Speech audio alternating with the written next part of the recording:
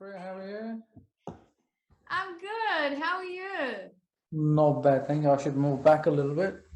I see that you're in your lovely studio. I am in the studio. Yes, yes, yes. Love it. I like Um, the colors. Orange is very grounding.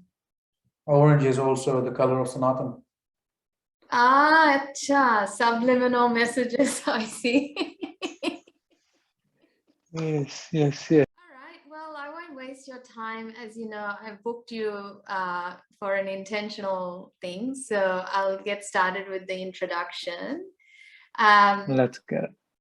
Firstly, welcome to the Seva Transformation Academy community. Thank you. It's amazing to invite you, a friend of mine, along to share your perspective on this journey that we all share in the urban society about practicing yogis, teachers and yogis that are living in the normal society, I guess. Yes.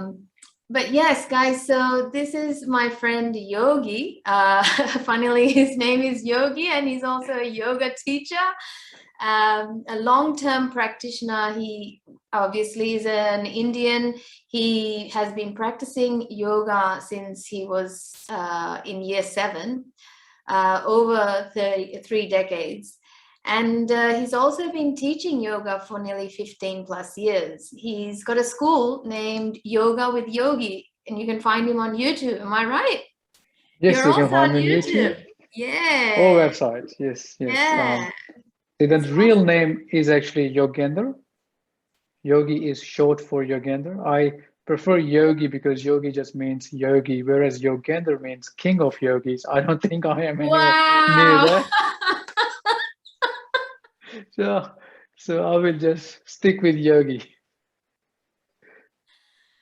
Why not, Yogi? Don't deny yourself of these credits. Okay, some of us No, are not born with those privileges, so it's own a it. superimposed credit. It's not something that I have earned. I think that would be your humility talking, but sometimes, It's well, my honesty talking. the philosophy also talks about karma, right? Don't they talk Yes, about karma? So, just own it. Just own it. Own the name. it's also you got to feel that you're ready from within. Yeah. And if everything I would like to do in my life, it has to be authentic. I don't, I've made mistakes in my life. I have tried to be something I'm not, and Yeah. I didn't like the end result of that. I didn't even enjoy the journey while I was doing it. Yeah. I'm sure we've all deflected towards the sides that we don't want to be part of. And Mm. now I have learned from my mistakes. I just want to keep it simple, keep it authentic. Wise words. Wise words. And well, if we're going that way, why don't we ask you what's your yoga journey been like? Where did it start? What happened? How come you chose to be a yoga teacher? I I don't think I chose to be a yoga teacher. I think yoga kind of chose me. I this is and I'm not trying to be humble, but this is I am a very average human being, and there's nothing wrong with the average. I find I'm average and I'm amazing because average is good. I like being average. It doesn't bother me at all. And but having said that, I knew my limitations. And once again, it's a blessing to know your limitations. Once you know your limitations, you can work with your limitations and make good for yourself. And I knew, like, I'm good. I'm half decent at doing yoga. I was inclined towards spirituality from a young age, and so one thing led to another, and I just ended up being a yoga teacher. I used to work in a corporate world. I had a 9 to 5, and I hated it in early 2000s, late 90s. I used to, go to work and I used to constantly look at the clock when it's going to be 5 o'clock. Mm, And I did not like that. But, what do? You got to do what you have to do till yeah. you can do what you want to do. I think in 2005, I've had enough and I just gave that up. Did my course through Nature Care College in St. Leonard's. They used to be. I'm not sure if it's there anymore. And Yeah. yeah, I've got that little piece of paper that tells me that I'm a yoga teacher. Yeah, you're I, certified. I'm certified, but once again, that piece of paper is not important. It's only important if you want to use it to earn some money. Otherwise, if anyone can be a yogi as long as they do some basic yoga asanas, some pranayamas, and most important, the meditation. If you don't meditate, you will miss out on the juice of yoga. Okay, so Yeah, and meditation is must. without, you would agree that there is a method to the freedom that you get after you learn how to practice right, the correct way, right? So, Yes, yes. um, I mean, in being a certified yoga teacher, it's not cheap either, let's face it, right? No, it's not. It's not cheap. Especially when you have no money. Exactly, but it's not a cheap investment, but the investment is worthwhile because that's why we're here today. Yes, There's 100%. many reasons why we're here today, but the topic that I you came to mind about is ethics and practice, because I admire you for making it look really easy, because you're a family man, you're a yoga teacher, full-time yoga teacher. You include your kids in it, and your wife, and your world seems to be quite integrated. And I've also seen you drinking beer and doing life really normally. Do you know what I mean? Yes, yes, Um, yes.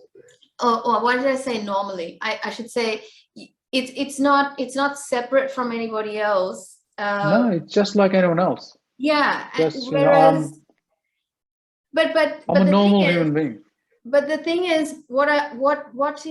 what is intriguing about you is that you've done it for 15 years, so it's not just a short-term philosophy you're living.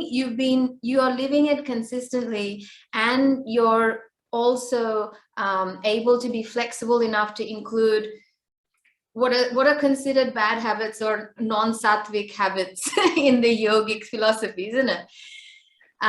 But that's why we're going to have this chat, because it's important to understand how sometimes I think yoga can come with an understanding of, like, well, now you have to be a yogendra. Yeah, you have to be the king. There is nothing less is acceptable. Yeah, that all or nothing kind of a thing. But Yeah. to me personally, I resonate with you because I'm a believer of being an urban yogi, that Yes. I'm here to live with the society, not, thinking I'm beyond it and above it. Yeah, Yeah. yeah. You're part of it. You're Yeah. part of it. See, I'm coming back to what you said. Being normal. Yes, I've done stuff that normal people do. I have had my share of alcohol. Not drugs, because I was never attracted towards it. It didn't do much for me. I Yeah. didn't try much. I gave up alcohol about 6, 7 years ago. And only reason I gave up because I think I was only drinking it because my friends were doing it. It wasn't that I wanted to do it. It was I just kind of felt like I will be cool if I hold a beer in my hand. Yeah, Yeah. and but I never liked it, and so I gave it up, and it came naturally to me. But having said that, if there are people or yogis who drink, it's okay. It's not, as long as you don't drink while you're teaching yoga. Oh, so you're against beer yoga? Uh, I wouldn't say I'm against it. I think it does It pushes is the very boundaries a little bit. contradictory. It is contradictory, but hey, yoga has always been, you know, contradictory. Yogis have known to do things that are not accepted in normal society. But beer yoga yoga to me is all about enhancing your perception. Okay, any substance abuse, be it food, be it uh, coffee, alcohol, drugs, whatever, it's not going to enhance your perception. It will, if anything, it will make your perception very dull. So it Mm. goes against the principle of yoga. If you just want to get high, yes, it will take a little while. You have to work hard for it, but learn to meditate. The high that you get from meditation, it has no law. You can take some alcohol, you can have some drugs, and you feel high, but next day you pay the price for it. Whereas if you And just so, naturally get high on yoga, there are yes. no side effects. And it doesn't And cost you soon, anything. exactly, it's free, Mm. and soon you realize how it's such a misunderstanding, what we give power to for bringing us happiness, whether short term or long term. Sometimes most of the power we give away in the urban, if we were talking about urban societies, diseases, where we give too much power to momentary happiness, like Yes. so the risk of being addicted to certain patterns are higher, I feel, for that Yes. reason. And that's why yoga is such a big tool. It's been a very big tool for me, and I know for many people that I have taught yoga to. And that's why what you're saying is, that you realize that you were just holding it to fit in, the Yeah, book. just trying to fit in. Yeah, I was a lost kid. Coming to Australia by myself at that young age of yeah. 18. Actually, Mm, so it wasn't. I had little Indian kid. Had no idea what life is, and over here just trying to fit in. I yeah, even back in India, I grew up in a boarding school, so and it was a very secure environment. I was never exposed to the real world. yeah. And then again, when I came here for the first time, I was like, wow, this is good. I had, I was, in my heart, I was doing the right thing, but, not necessarily they were right things. When I look at the bigger picture, I could have done better. But then again, you learn from your mistakes. Coming Yeah. back to the people investing in, momentarily happiness, it I think the best form of investment is investing in yourself. Okay. And how do you invest in yourself? By learning, by meditating, by reading. It doesn't have to be yoga. It could be your passion, whatever you're passionate about. I've got two boys. I don't see them becoming yoga teachers, but if tomorrow if they want to, it's okay. I Mm, don't push them that they have to be, number one in their studies or in sports. I actually tell them you don't have to be competitive at all. Just trying to be better than what you were yesterday, and that's it. You don't, so coming back again is it self-investment. If you invest in yourself, you will be happy. You will be unconditionally happy and joyful. Whereas, if you invest in things that are outside of you, could be maybe a good-looking house or a car, expensive car, or big bank balance, you constantly firstly have to worry about to look after it. and Okay, upkeep. Yeah. and upkeep, and then Mm, you have to worry about what if it's taken away from you. Okay, so and it's not you. Like yes, you can own a big car, a massive house, mansion, but that is not you. You know what I'm saying?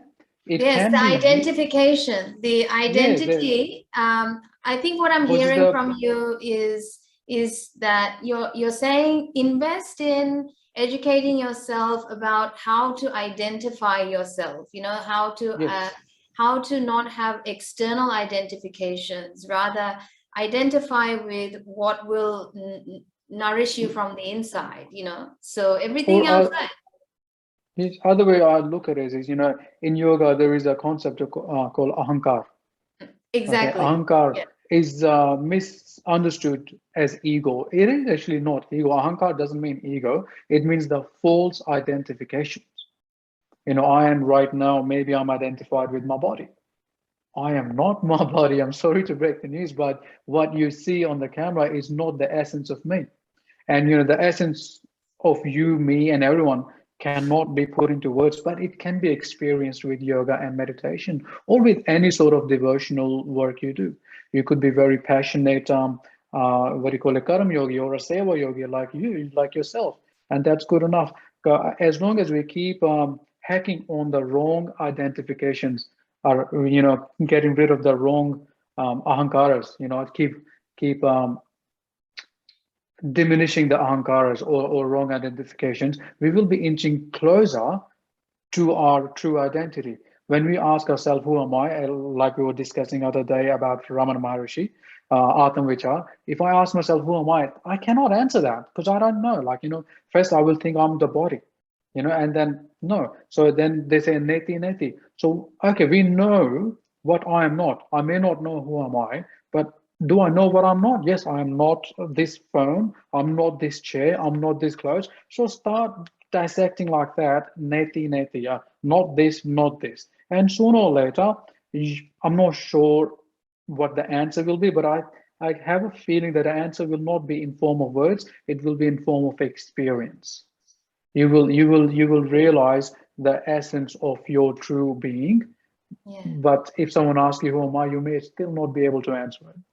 Not that you need to anyway, I but guess, yeah, and this is a very broad topic still, because we in the urban world, we do need identity as well, right? We do need like you and I, we're interacting with an interface of an identity. Like, why do you 100%. trust Supriya? Because she has an identity and you identify her with certain things, and vice versa, and I like how yoga teaches us to refine our ideas about how to not fixate ourselves to identifying with oh, I am a yoga teacher, and what Mm. that's it, and then you become this identified with this title called yoga teacher. And like you said before, I found myself being fake, and I couldn't stand it. It wasn't me. It was, And that's kind of the repercussion of when we get identified so intensely to any role, like I'm a father, I'm a wife, I'm a girlfriend, I'm a brother, or I'm a sister, or something to someone. It can be quite a prison, and a self-imposed prison, if we're not careful and have those systems and practices or ethics to guide us to remember, yes. listen, you're going towards, deep pain and attachment Yeah. that's gonna cost you. Because I remind what I'm not a Christian, but everyone knows about Yeah. Jesus, everyone knows about Bible, Yeah. right? In Bible, Jesus says, be in the world, but don't be of the world. Yes. How we It's so just good. tell, and in Gita, Krishna says this is just a Leela. Leela means play. So they're both saying exactly the same thing. Yes. Christ is telling you, be in the world, play your role, but don't get identified with your role because that is not you. Exactly. Okay? And Krishna is saying the same thing in Gita. This is just a Leela, it's just a divine play. Play your role to perfection. If you're a father, be a good father, a mother, husband, wife, whatever you are, do the best you can. But know within yourself that you are not it. You're just playing a role. And but Beautiful. most of us, I'm a father too. It's hard to realize that I'm not a father because there is more, there is attachment, and then there is they're your kids. It's hard, but it has to be done.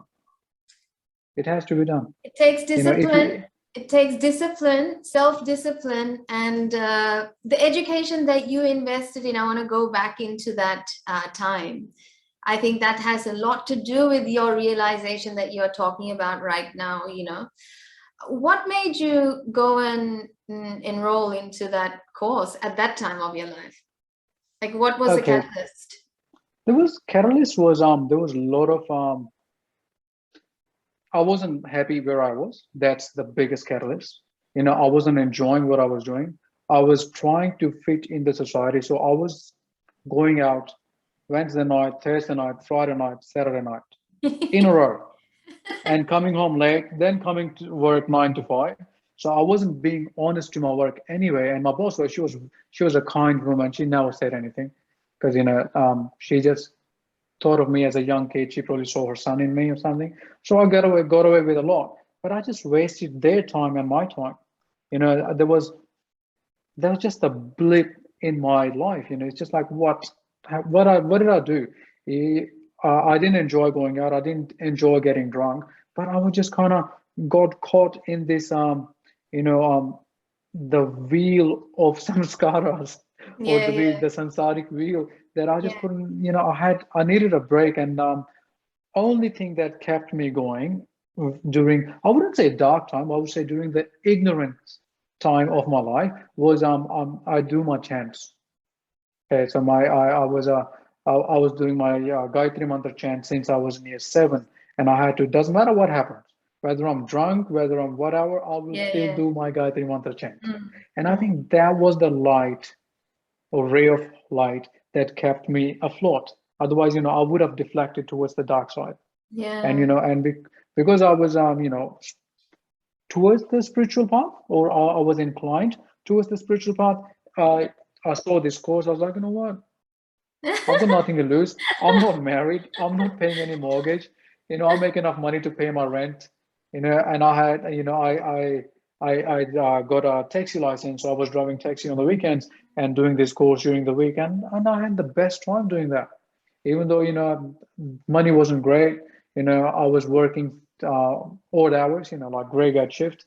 On the weekends when people are going out, I was driving taxis. But man, I loved it. There was so much learning. I made some lifelong friends, and Yeah. I knew that I found my passion, and Wow. it was good. And that's how it started. So That I is was so unhappy. cool. So in unhappiness, in a way, was blessing. And were When you you're un, practicing? Sorry. Were you practicing yoga I before was that course? I was practicing, inversions, not I was always athletic, like not Yeah. super athletic, but fit Yeah. Indian person, like most Indians. We can squat easily, we can sit on the floor easily. So I was one of those Indians who thought that we are Indians, yoga comes naturally to us. We don't have to work hard. Yeah. Yeah. So Oh I was wow. doing some Yeah. some of the physical postures, but I Yeah. was mainly doing hands shishasans. Shishasans, Headstands. Wow. Yeah. headstands, yeah. Because I was told that, once you do Shishasana, because Shishasana is considered the king of asanas. And me being the king, I had to go to the king, right? See? Uh, See how it comes out? how it comes out. Yes, yes, yes. Yogendra. I'm gonna call you Yogendra from now on. Please do. Ah. No, but that's interesting. See, unhappiness led you towards the light, right? And that's such So, a nice yes. way. Such a nice And story. it's all a blessing. That's what, Michael A. Singer, the teacher that I highly respect, he wrote a couple of books called The Untethered Soul and The Surrender Yes. Experiment. He just, he to me, he's like the New Age Yogananda. He's amazing. And he says everything is a blessing. If you live your life like that, you'll have nothing to worry about. Mm. If something that you want happens, it's a blessing. Something that you don't want happens, it's a blessing. Probably even a bigger blessing. Yeah. Yeah. And Dr. Frawley, have you heard of Dr. Frawley? Yeah, Dr. Yeah. Holly, yeah. He said something like in his one of his discourses that God will give us the challenges that we're capable of handling, and if we are facing really hard times, think of it as like God choosing you, Yes, yes, yes. hand picking you. Taking you. Well, that's You can do it. yeah, I mean, no one likes it, no one likes it when things get really rough and tough. But these are the people around us that remind us, look, no, it's actually a blessing in disguise. And that's something all like Jesus and everybody has been mentoring us to think, Yes. that And we're capable. once again, I'm just going to come back to this. If I look at it from my limited knowledge, every suffering is caused by misidentification. If you don't identify with what you truly are, and Yeah. you identify with anything other than what you are, it will be suffering. Yeah. So It's that what you're saying is find out who you want to be, yeah, as quickly as find possible. out not just who you want to be. It doesn't matter who you want to be. It's not important. That's in the future. Just find out who you are. Yeah. Try and get in touch with your essence, with the beingness that like you see when we were little kids, we were this this big, but now we have grown up. So, but our sense of I hasn't grown up. It's still the same. Like, the sense of I doesn't grow old or young. And, as far as I can remember, that feeling of beingness has been the same throughout. It's the constant. The Mm. body, it's accumulated from the earth because of the food we eat and other stuff. It will wither away, but I think the sense of I-ness, sense of beingness will carry on. That's why, Eckhart Tolle said it beautifully. He said, life is not opposite of death. Mm. Death is opposite of birth. Life goes on. Yeah, So beautiful. we are in this plane. We came as our life is born when we take birth, and we die when we die, right? But the life goes on. Birth and death are 2 points when we are visible, or the physical form is visible. But I'm sure there is something before the birth and there is something after the death. So I believe that life goes on. Yeah, yeah. It makes sense to me when I hear it, as you say it, and as Eckhart Tolle says it. Uh, yeah, I feel like one of the goals of yoga is to help us realize the liberated self, that aspect to ourselves that is beyond this body's existence and experiences, Mm, and I always like to tell my teacher trainees that, samadhi is not just like we'll get there. It's right now. You have to put whatever millisecond of samadhi you taste. Every time you taste that little bit of surrender and oneness, it goes into the bank of samadhi, like, yeah, yeah, and we it's have to work towards it. It's like that, that it's a, freedom it's a doesn't drop. come. You just got to keep working at it every day, Yeah, every single second. Every opportunity that you have in your life, every challenge you have in your life is a way to samadhi. You don't we don't have to go live in mountains or Himalayas. We don't have to, meditate 24 hours. Just a little bit every day. If I am working, even if I'm working in 9 to 5, which I'm not, I don't think I ever will be because that's not for me. But if you are working and if you're well, you enjoying it, work from it's 9 to good. 9. Yes, I work from 9 to 9. I'm always on work, but I love Yeah, it. I love it. So, it's all about being present. yeah, Um, you know, because you can't actually be in past or future. You have to be here. There is nowhere else. You know, be here now sounds good, but it is also very practical. There is, you can pretend to be in past or pretend to be in future. And unfortunately, we all pretend to be either past and future, but yeah, we are hardly in the now. And now is where the magic happens. If we can find our anchor, find a way to be here in the present moment, everything will be taken care of.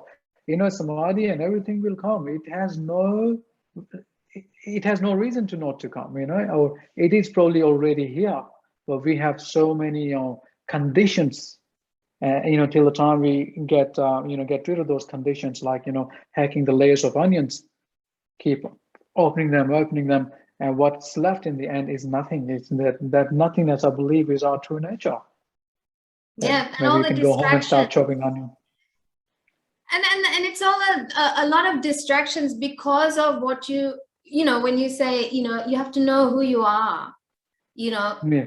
invest yourself in getting to know who you are. Then only can you be distraction free. That's the major alignment we're looking for in creating this way of living in the present, right? It's very hard to be present when we are not clear about who I am, or Yes. what is this moment about, Yeah. because the mind is such a thing. Like you said, ahankar is, it thrives, it is like that. It's the nature of the mind to identify itself. It attaches itself to things, Hmm. so yeah. I mean, True. can I ask you then, like, after you did your course and everything, how did you continue your practices? So you just continue the practices that you learned from the course? I continued the practices that I learned from the course, and as they say, when your ready teacher appears, so the Yeah, right courses, right teachers kept coming to me. I never went out looking for anything, yeah, because smart people do that. I'm not smart. I'm just your average Joe, man. I But whatever came to me when I was doing something, when when it came to me, I took it as a gift and I did the best with it. So after I did the course, I did Vipassana in Yeah. 2005 or six as well, and that was those 10 days I still remember. That was probably the first time I experienced magic or amazingness. For the first 3 days, they just ask you to focus here. Inhale, exhale, Mm. anapana, focus on your in breath and out breath. And here I'm thinking, how am I gonna do this for 10 days? I will die. And I had thoughts of just leaving it, but the food was delicious, so I couldn't. Where did you do it? Well, I In did it in Blackheath? Blackheath, yeah, Okay. Blackheath, yeah. I did it So in Calcutta, and the food was really good. I I know, was like, keep me here. and we were eating so much, but we still lost weight. Oh, wow, really? Yeah, because there Uh, is no dinner. They don't give you dinner. You can have a fruit, but lunch, lunch and breakfast was delicious. yeah, So anyway, coming back to it, so I did yeah. Vipassana, and then I kept on doing Vipassana for a long time. Then some chants and some other mantras came Mm. in. Then I devised my own method of meditation, which involves some chanting, some Vipassana, some breathing patterns. Then I did a couple of courses from Sadhguru, inner Yeah, engineering, and also Shunya, and they helped a lot. yeah, Amazing. Yes, when the time is right, yeah. teacher will appear. If you're Yes. ready, teacher will appear. That's why I don't believe in going out, doing courses after courses, doing this and that. Yes, you can do it, but are you ready for it?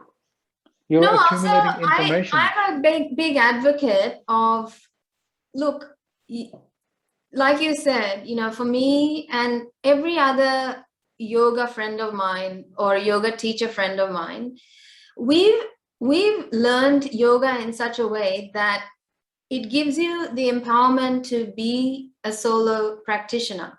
Get away Hmm. from the herd, practice at home, get ready for whatever lessons are to come. Like you said, we attract the teacher by becoming ready, you know Hmm. instead of getting identified with, oh, I'm a teacher now, so I need to go and do all of this upskilling and and all this No, professional development. It's not a career like that.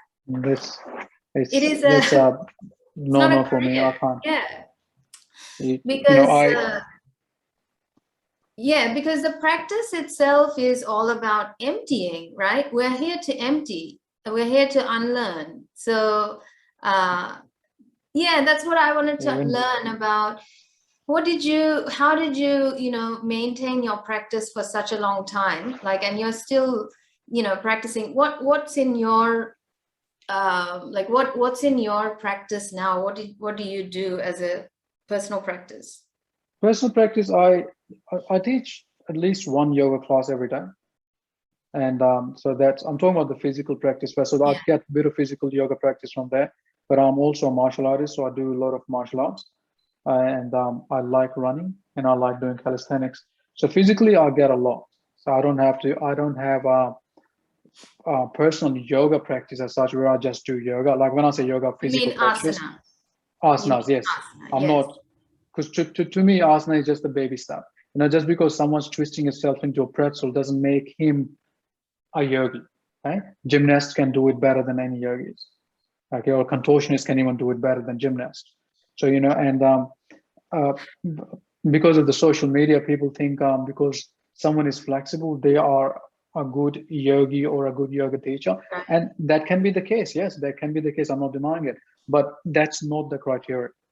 If for me, if you want to find a good yoga teacher, your yoga teacher should meditate.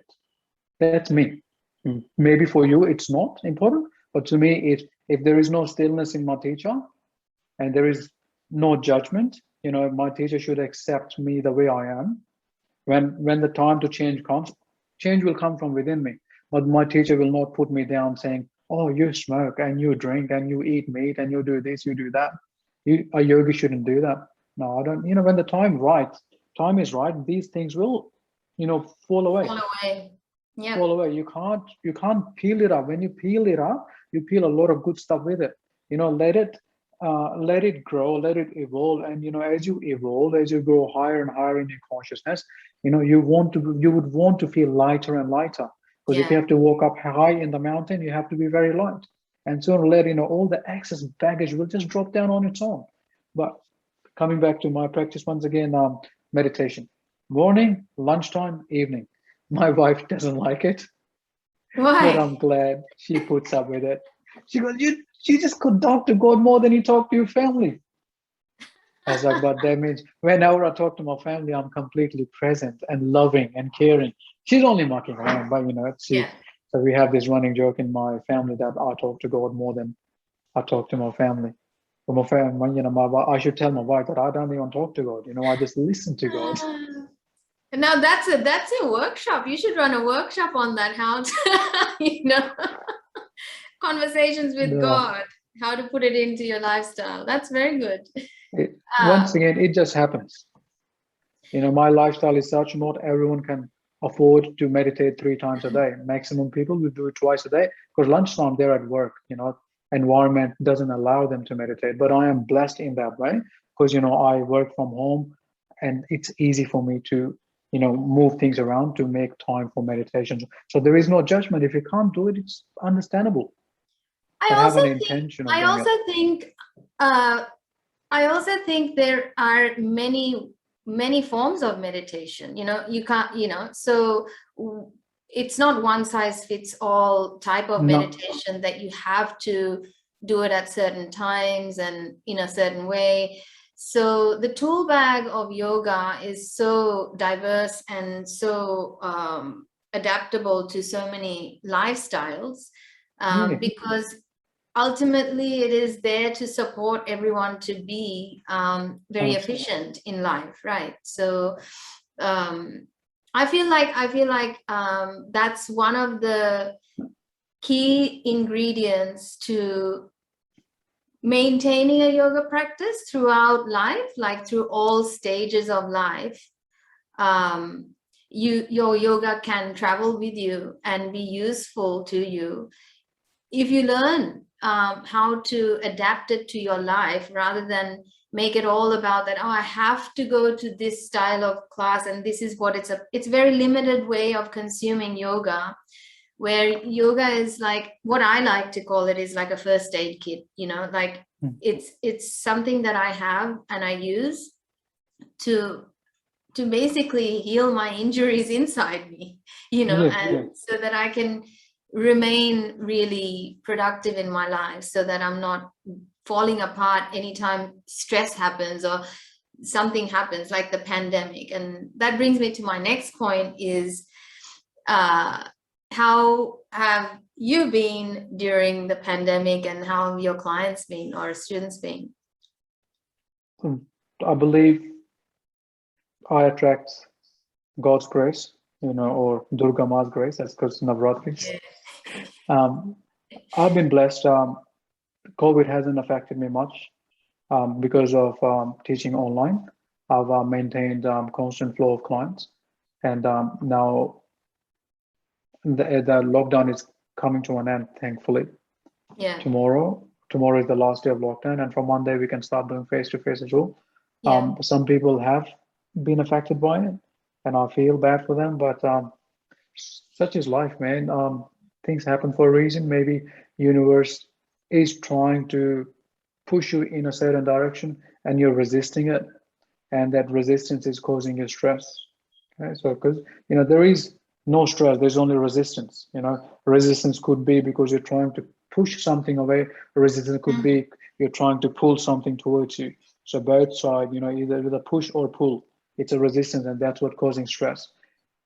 Physical resistance is good, you get stronger, but mental resistance, Yes. that mental stress, that's what that's the in lockdown, that's one thing we have to worry about. And I was fortunate enough to help my students, my clients, through online teaching, and hopefully they were able to deal with the internal stress or mental stress of being locked in the house and not being able to do much. So it Yeah. hasn't affected me much. It has if and if everyone looks at it from a positive point of view, it will, or it have already given us a lot of new opportunities, new ways of teaching and learning. So it's, I have to come back to it again, but I believe it's all a blessing. Yeah, that's a good philosophy, and I think it's a good outlook that you have, and that's an outlook that I think someone that is less reactive can adapt, because reaction is one of the tendencies of people that haven't emptied, and that haven't had a chance to release what has been, very painful for them in their life, or and so what one of the things that we noticed in the pandemic, not in my yoga community, thankfully, not that I know, especially because a lot of people did sort of break away and did their own thing. And I know we noticed in the media, that people became really panicking, like they panicked a lot, and they did a lot of things out of a state of fear. Don't you think? Yeah. So, this concerned me, because, and it sort of made me think, wow, as a society, as a person in the society, and being a yogi, I think we naturally feel very responsible for our surroundings, and the state of our surroundings. So one of the natural things I felt was like, wow, this is why we need to learn yoga. We need to learn how an accessible version of it, to keep it in our lifestyle, just like we brush our teeth, that Yes. it doesn't have to be glorified to become a yogendra. You can just be yogendra light or yogi light, or just be Yes, be, yes. Yes. the version of you that is less reactive and more resilient, and more discriminative when chaos breaks out, so that our children don't suffer later on, so that our children, because this moment and this chaos, I'm sure that children absorbed a lot, from, Yes. even if the From the parents were parents. silent. Yeah. Yeah. Because the stress, because they're working from home, and they have Yes. deadlines to meet, and Yes. they may not even realize, but they are there with their kids, but they're not actually present with the kids. And kids notice, man. They Kids are absorb. not, They're they sponges. absorb. They're like a sponge. They just absorb everything, and hopefully, not many kids have to go through it, but it's hard. So that would be one thing.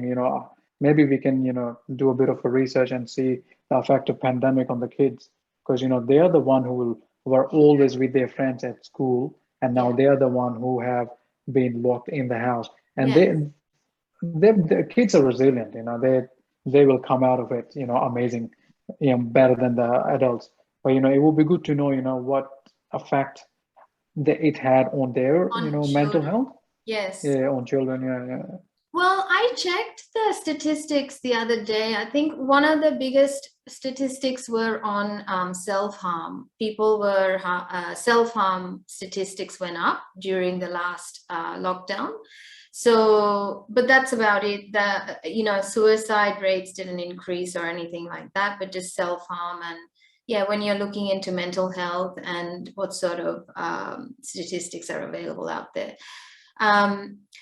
But from a personal perspective and everything like that, where I guess people that have self-care routines in place, I feel like they were in a better position to deal with changes in lifestyle than Yes. people that kind of lost it. We did a podcast. I did a podcast with Dr. Shukla on Ayurveda's approach to COVID and the lockdowns. And we were talking about clients, and some of his clients were saying that, kids weren't even getting ready in the morning in the lockdowns. They were just opening up their iPads to start school from bed, And that can actually create a pattern of, so many things, like, health issues, like not going to the toilet on time and doing personal care on time. All of this has a ripple effect, but talking about the yogic lifestyle, I'm sure like you value certain things, like you are doing 3 meditations in a day. What's the goal behind that? Why do you do 3 times a day? Why do you feel that you need to do it 3 times a day? There are spiritual goals, but I'll tell you the practical reasoning why I'm doing it. Yeah. Or why I do it. See, when you meditate, you are present. You're present. Also believe, in the electromagnetic rays around you, or the waves around you, are much more harmonious after you meditate. You affect the environment around you when you meditate, and you make decisions from based on love and compassion rather than based on fear.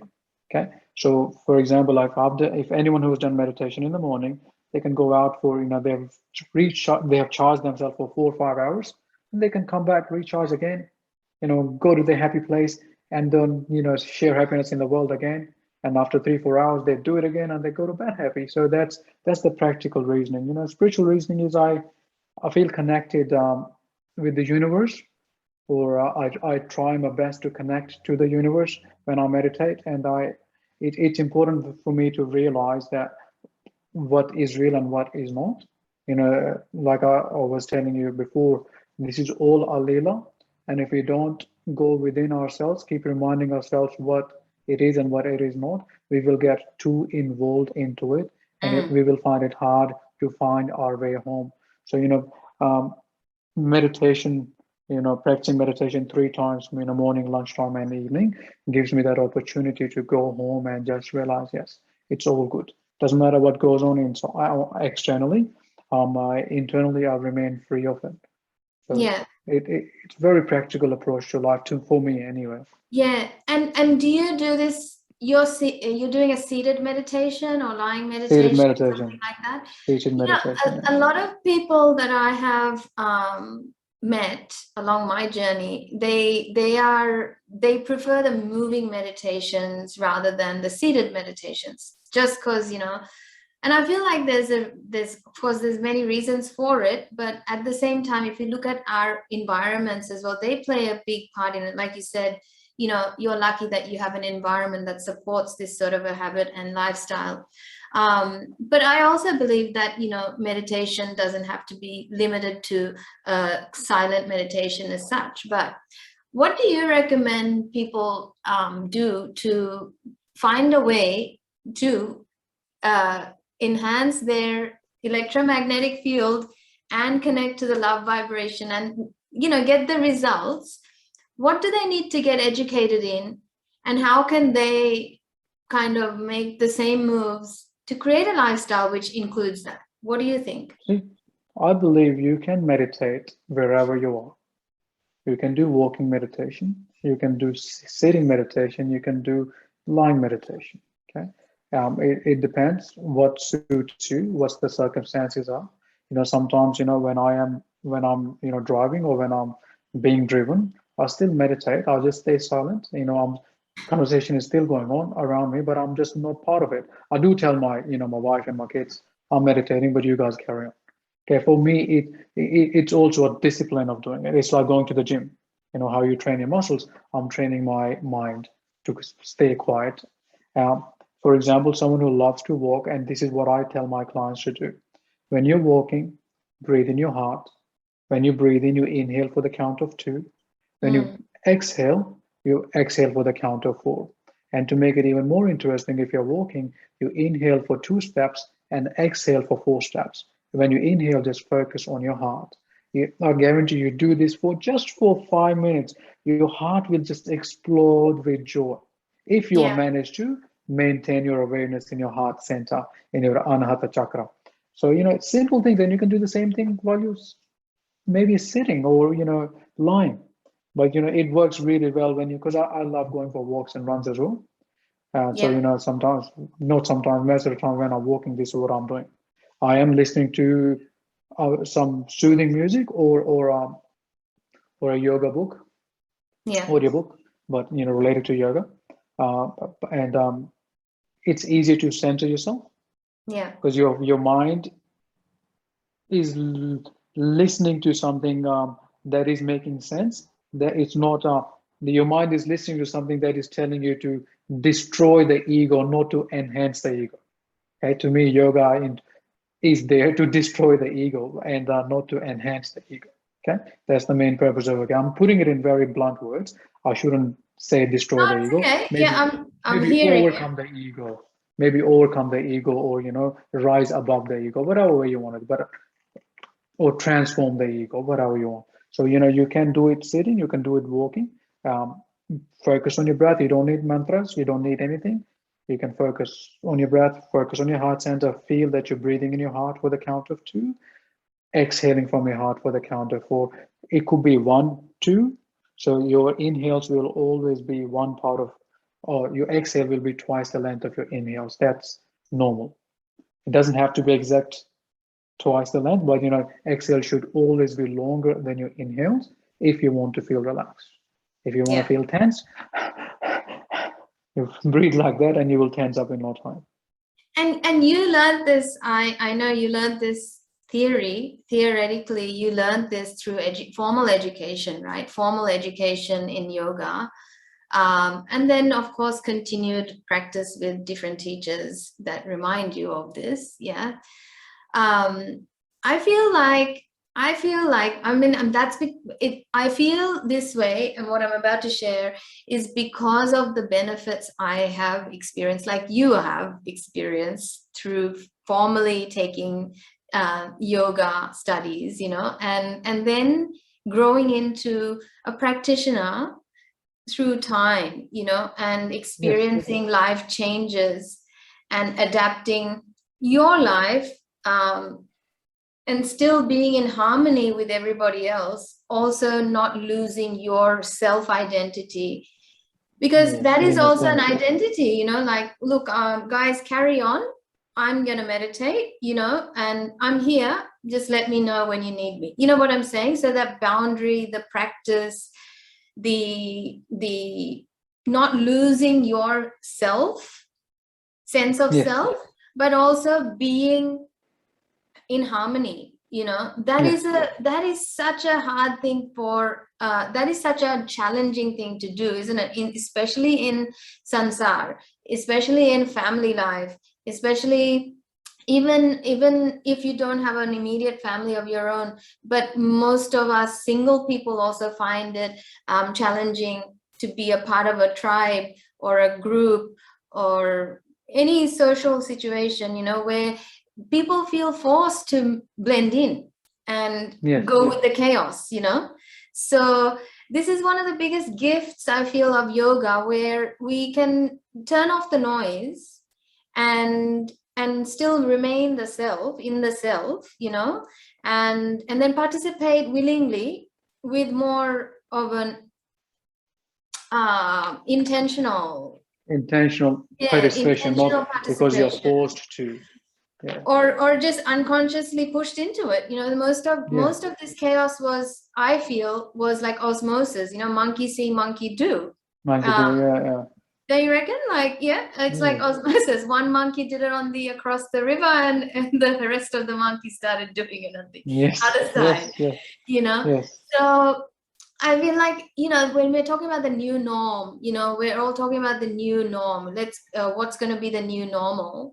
uh, we have to empower people to know that, you know, this information about how to create a sustainable mental health program is available, you know, and just takes a little bit of an investment.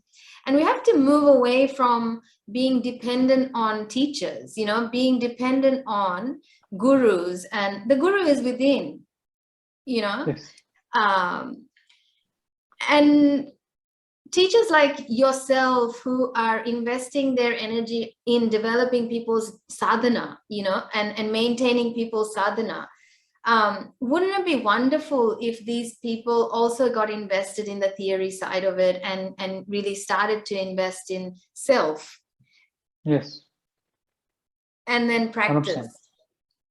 Yeah, and I feel like, because what if, the other day the social media went offline, right? And there was so much talk about it, because these are networks, that are outside of our homes. They're global networks, and once the breakdown happens, that's when everyone hits chaos state of mind, right? Like, what do I do? Who am I?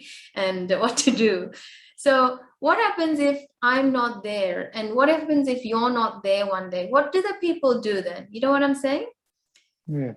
Yes. So And that's why they need to invest in themselves. They need to, yes. meditation is the best tool of transformation, best tool to deal with any stress in your life. I can't tell you how amazing it is. Probably the most powerful tool available to human beings, and it's for free. It's for free. And once you start meditating, the other areas of your life will feel the benefit as Starts well. to You become improve. a better employee, a better parent, better husband, daughter, wife, partner. Even your dog will love you even more once you start meditating. You could psychically talk to the dog. You could become the Yeah, dog whisperer. yeah. And see, I actually believe, kids and animals can pick up your vibes. Yeah. You know, you know, you may pretend to be something, but you're not that. A child or our animal can pick it up. They may not be able to put it in words, but they will be able to pick it up because they're still pure consciousness, purer than their ahankara isn't that highly developed yet. And hopefully we can you know Learn. stop it from Yeah. developing. Well, we need them to develop, we need them to grow, we need them to explore their own identities and decide. Yes, yes, yes. But again, I really do believe monkey see, monkey do, and I was telling mom the other day saying, right now my mission is to just tell people that, monkey see, monkey do, and we need to have yoga in our homes. We need to have it in, even if one person does it inside one home, it will inevitably have a ripple effect into others in the home. Well, 100%. Yeah, like You just got to lead by example, like you doing it in yeah, your home. I'm not sure if your brother is practicing yoga yet, but there will come a time, yes, the seed has been planted. He will yes, probably practice it. Maybe not the way you want him to practice, in his own way. He exactly. has he has been made aware of this dimension of yoga thanks to you practicing at Yes. home. Same with you. Yes, exactly. And so it's like, and yoga is not just limited to asana. Like you said, it's there's so many things, there's so many practices to yoga. You could be just sitting and breathing slowly. That Mm. itself is yoga. Yes, Your union with yourself beyond identity is yoga, right? Where you can, and we in normal language we're calling it forgetting the world, but actually actioning that and starting to develop, build that our core energy from that space of emptiness, and just going, right now I have inspiration, instead of pushing myself out there going, no, I need to create inspiration, I need to create something. There's no need to create anything. Let it come, let it be a part of the natural energy from being still. That's the gift, when where which yoga kind of push, not pushes, but sort of births out of us if we stay consistent. And the consistency comes from, again, I have to say, like, trusting that you can do it without too much effort at all. Like you said, it's a simple, and it's free to meditate. Start. and you always have What's your breath with you. Yeah. What would you what would you say to our listeners and aspiring, aspiring friends to, what would you have to share at this point in time with what you observe? I would just say, meditate, focus on your breath, let go, let go. Don't try to hold on to things that must be left alone. If you had a good experience, don't try to hold on to it. It's time for it to let go. If you're trying to hold on to it, it will start stinking. You will not like it. So anything that comes to you, experience it fully, be involved with it, good or bad, and then let go. If it's bad experience, don't try and push it away. Let it flow through you. Yeah, there will be momentarily pain. It's okay. It will help you grow. If it's a good experience, don't try and hold on to it. Let go. So anything that comes to you, experience it, enjoy it, but don't hold on to it. Don't try and suppress it. Let go. How do you deal with problems in your life? Like, what happens if you are met with something unexpected? What do you do? What's your go-to? My go-to is, I believe everything that happens in my life is a blessing. Blessing. Yeah. And An approach. I approach it from that point of view, and I also believe in surrender. I surrender to the God. I'm an instrument of divine will. If I want something to happen, it happens. It's good. If it doesn't happen, it's God's will that's happening, and that's perfect. It's better than It's better than what I can imagine. That's how my life has turned out to be. It's not what I thought it would be, but it's much better than what I thought it will be. Yeah. I was looking through my Instagram account from 5 years ago or 3 years ago, maybe. And I've made a post on how on a day where I had a morning class to go teach, but I had left my car lights on from the night before. And then when I went to call NRMA for a battery, the Replacement, yeah. Yes, they started up again. My membership had run out. So that whole scenario was going to cost me canceling a class, paying 200 odd bucks, and then, taking the car out for another run and then bringing it back.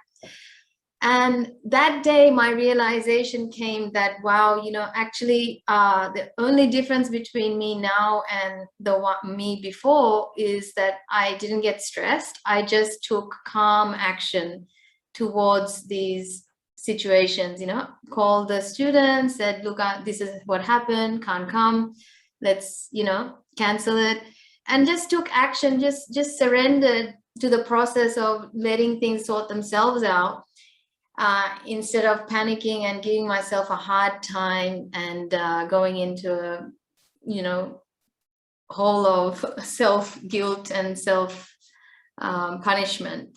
So that was my switch that I noticed from meditating and, releasing the identification of who I need to be and what needs to happen in what way. And like you said, I think that's how I might put it in layman terms, for those. No, fair enough.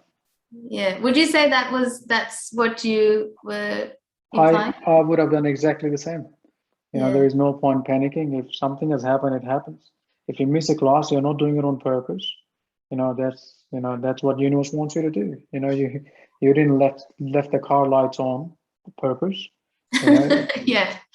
You wouldn't want to pay extra $200 to someone because you have extra money. No, because it just happened, and you deal with it. You deal with the situation as they come, and without panicking. No matter how bad it is, if you don't panic, it all turns out to be okay. The outlook is, it's all a blessing, guys. It's all a blessing, and approach it with ease and surrender. Yeah. Surrender, and the solution will come. It will. Solution is already there. If you're not surrender, you're probably not seeing it. Point. That's amazing. That's a good way to end it. But did you have fun today? It's really lovely having I you did, on the Supriya. show. Thank you so much for having me.